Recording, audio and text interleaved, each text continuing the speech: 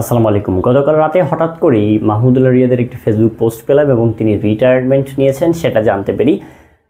আসলে এই যে দেখেন ফেসবুক পোস্টে আসলে কেন রিটায়ারমেন্টটা নেওয়া হচ্ছে এটা অনেকের মনে প্রশ্ন, এবং পাশাপাশি মাহমুদুল্লাহ রিয়াদ অন্তত পাকিস্তানের সাথে সিরিজ খেলার পরে হয়তো বা রিটায়ারমেন্ট যাবেন সেটা আমি আসলে আশা করেছিলাম। তবে সেখান থেকে আসলে মাহমুদুল্লাহ রিয়াদ হঠাৎ করে আসলে ফেসবুক পোস্টেই বিদায় নিল কেন, সেটা হচ্ছে বড় প্রশ্ন। আসলে একজন প্লেয়ার ফেসবুক পোস্ট দিয়ে রিটায়ারমেন্ট ঘোষণা করবেন বা রিটায়ারমেন্ট নেবেন, হঠাৎ করেই একটা ভক্ত সমর্থকরা দেখবেন, সেটা কিন্তু আসলে মেনে নেওয়ার মতো না। পাশাপাশি বুড়ো মাহমুদুল্লাহ বয়স হয়ে গেছে, খেলতে পারছেন না, পারফরমেন্স নেই, সেটা ভিন্ন বিষয়। কিন্তু আমরা দর্শক যারা রয়েছেন তারা আসলে যেভাবে একজন ক্রিকেটারকে হেয় প্রতিপন্ন করে কথা বলি, দুয়োধ্বনি দেই, ইভেন তাদেরকে যেভাবে ছোট করে কথা বলি, ফ্যামিলি নিয়ে কথা বলি, তার ক্যারিয়ার নিয়ে কথা বলি, আসলে বিগত দিনে আপনি মাহমুদুল্লাহর অবদান যদি দেখেন, মাহমুদুল্লাহর অবদান আসলে শেষ নেই।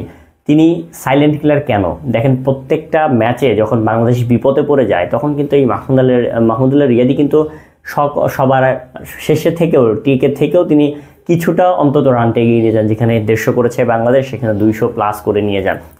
তার যে চেষ্টা, তার যে অবদান, সেটা আপনি ভুলতে পারবেন না।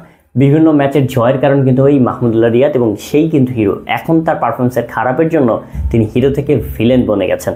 এই হিরো থেকে ভিলেন বনে যাওয়ারও কারণ আছে, যেহেতু তার বয়স হয়েছে, তার ফিটনেস আগের মতো নেই, তিনি আগের মতো খেলতে পারছেন না। তারপরেও মাহমুদুল্লাহ রিয়াদের বিপিএল দেখেন, এর আগের সিরিজগুলো দেখেন, পারফরমেন্স কিন্তু ভালো। আসলে আমাদের দেশের মানুষ হচ্ছে আমরা ভালো করলে তালি দিই, খারাপ করলে গালি দিই, এটাই হচ্ছে আমাদের সমস্যা। এবং যেটা বলছিলাম, মাহমুদুল্লাহ রিয়াদ আসলে কেন ফেসবুক পোস্টে রিটায়ারমেন্ট নিল সেটি যদি একটু বলি, আসলে দেখেন আমাদের পঞ্চপাণ্ডব কিন্তু ইতিমধ্যেই শেষ হয়ে গেছে গতকালকে দিয়েই। মাশরাফি থেকে শুরু হয়েছে ফেসবুক পোস্টে অবসর নেয়া, সেটাই কিন্তু এখন ধারাবাহিকভাবে চলছে। আমাদের সেরা ক্যাপ্টেন ছিল মাশরাফি বিন মুর্তজা, তিনি রিটায়ারমেন্ট নিয়েছেন ফেসবুক পোস্টে, বা এর আগে ইঙ্গিত দিয়েছিলেন এবং প্রেস কনফারেন্সে বলেছিলেন। কিন্তু একটা প্লেয়ারের সবচেয়ে সম্মানজনক রিটায়ারমেন্ট এবং বিদায় বেলা হচ্ছে মাঠ থেকে বিদায় না, সেটি আসলে না নেওয়া যে পারাটা, সেটা আমি যদি উপলব্ধ করি আসলে কী পরিমাণ কষ্টের, এটা আসলে আপনারা হয়তো বুঝবেন না। বাট আমরা স্পোর্টস রিপোর্টিং যারা করছি, আমরা তাদেরকে তো কাছ থেকে দেখি, তাদের ভিতরে ওই আশা হতাশাটা আমরা দেখতে পাই। এবং দেখেন একটা প্লেয়ার সবসময় চেষ্টা করে বাংলাদেশকে ভালো কিছু দেওয়ার জন্য, এবং তাদের মধ্যে একটা আকাঙ্ক্ষা আছে যে আমাদের কোটি কোটি মানুষ, দেশের সকলে আমাদের দিকে তাকিয়ে আছে, সেখান থেকে তারা চায় ভালো কিছু করতে। কেউ কিন্তু ইচ্ছা করে আসলে খারাপ খেলে না। এবং মাঠ থেকে বিদায় নেওয়াটা আসলে এইটা আমি মনে করি ফার্স্ট অফ অল হচ্ছে বিসিবিকে উদ্যোগী নিতে হবে, যে যদি একটা প্লেয়ার রিটায়ারমেন্ট নিতে যায়, বিসিবিকে জানায়, বা বিসিবি যেটা জানতে পারে, তখন তাকে যে কোনো একটা সিরিজের যখন আয়োজন হবে সেই সিরিজ খেলিয়ে এরপরে মাঠ থেকে বিদায় দেওয়াটা খুবই সম্মানজনক কাজ হবে।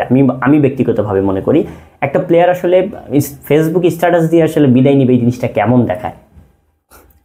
যিনি 16-17 বছর যাবৎ একটা বাংলাদেশ দলকে সার্ভিস দিয়ে যাচ্ছেন, এত অর্জন, এত ম্যাচ জয়ের হিরো তিনি, তো তাদেরকে এইভাবে আমরা যদি মূল্যায়ন রেখে অবমূল্যায়ন করি, তাহলে আসলে তো সামনের যে প্রজন্ম বা সামনে যারা আসলে আসবেন তাদের থেকে আমরা ওই ফিডব্যাকটা কিন্তু পাবো না।